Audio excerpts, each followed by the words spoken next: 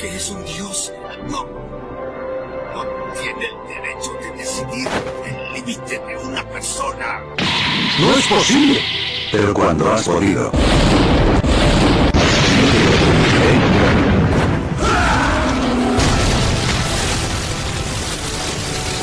¡Explosión de dragón!